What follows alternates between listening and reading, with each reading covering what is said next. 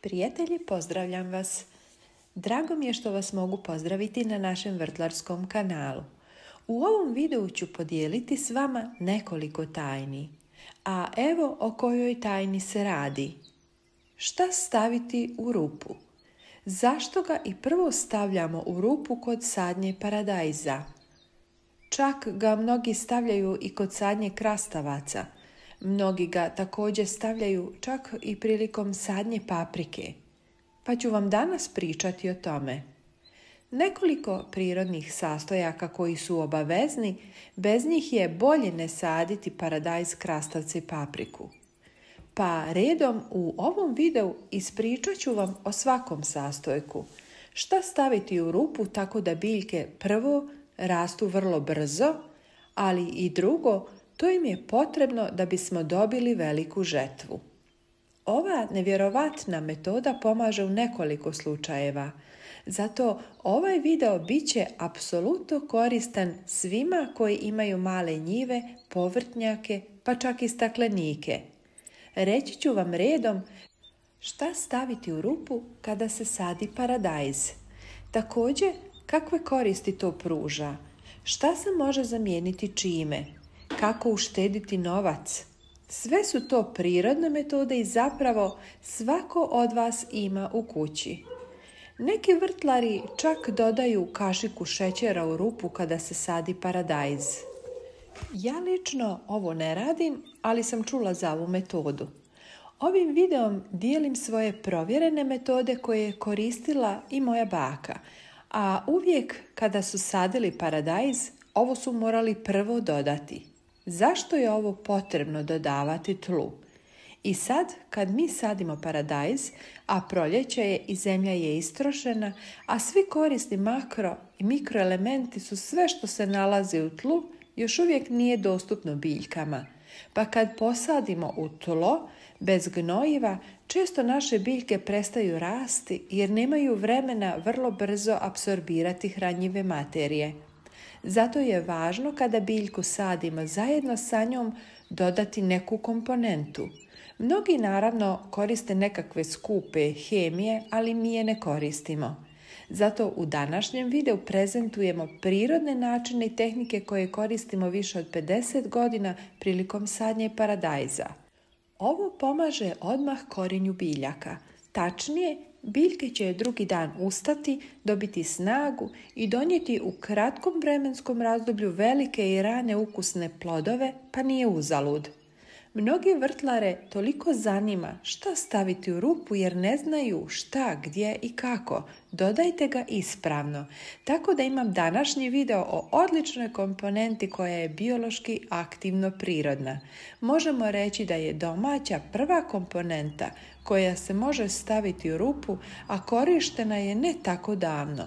Ali također aktivno će pomoći svim sadnicama da rastu i povećat će produktivnost. Ovo prirodno gnojivo je dugotrajno, odnosno pomaže na početku faze sadnje biljaka i tokom mjeseci kada se razgrađuje u tlu daje prilično snažnu produktivnost. Biljka zato počinje da rađa obilno. Radi se naravno o običnom drvenom pepelu, ali malo ljudi zna da ako imate pristup običnom grašku, ako uzgajate svoj grašak i ne morate ga kupovati, također je efikasna komponenta za dodavanje u zemlju prije sadnje. Onda svakako dodajte u rupu 1 kašiku prije sadnje paradajza. Umjesto graška neko doda kašiku kukuruza kojim hranimo stoku. Obe metode su nevjerovatne, pomažu paradajzu, krastavcima, paprikama da rastu vrlo brzo, da dobiju potrebnu snagu i da proizvedu veliku berbu. Stoga, tko god nije ovo znao, svakako probajte i ovo. Druga metoda je druga komponenta koju ja dodajem kod sadnje paradajza, a također djeluje prirodno. Ova metoda je jako dobra i pomaže i samom paradajzu da dugo donosi plodove. To jest, čak im pomaže i štiti ih od hladnoće. Odnosno, Ova prirodna metoda pomaže da čak i u oktobru, novembru, pa čak i ako živite u južnim krajevima, onda u decembru imate plodove u izobilju, pogotovo ako ste na jugu, a imate plastenik, pa možete s ovom metodom imati paradajz dugo. Svakako isprobajte ovu metodu.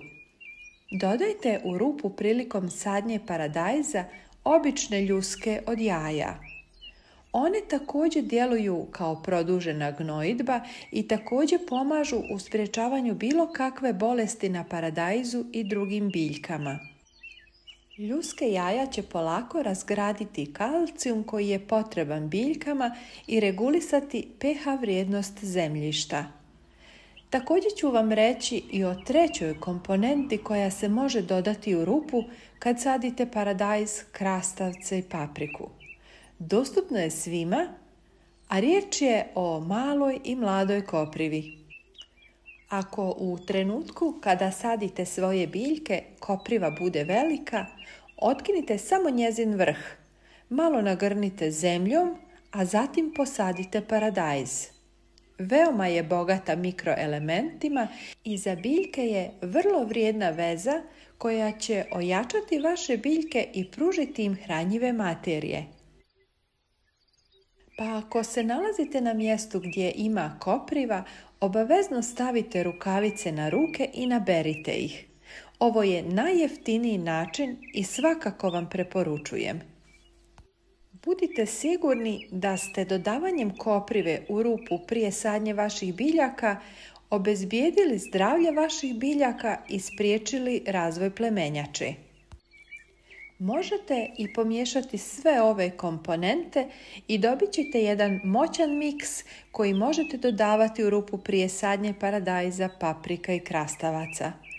Dakle, pomiješajte sve ove komponente i dobit ćete odličnu organsku mješavinu koja je savršena za pomoć biljkama. Nema više hranjenja ničim, samo zalijevanje vodom i berba. Nadam se da ste u današnjem videu naučili nešto novo i mnogo korisno.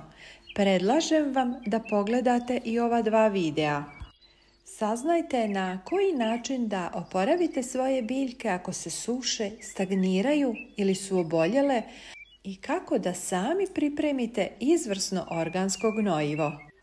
U drugom videu koji vam predlažem da pogledate, govorimo o tome kako da se riješite običnih puževa i drugih insekata koji napadaju vaše biljke, ali ujedno i da obogatite strukturu zemljišta, jer ovaj preparat će poboljšati cvjetanje i zdravlje vaših biljaka. Dragi prijatelji, podijelite ovaj koristan sadržaj i sa vašim prijateljima na društvenim mrežama. Hvala vam puno na tome.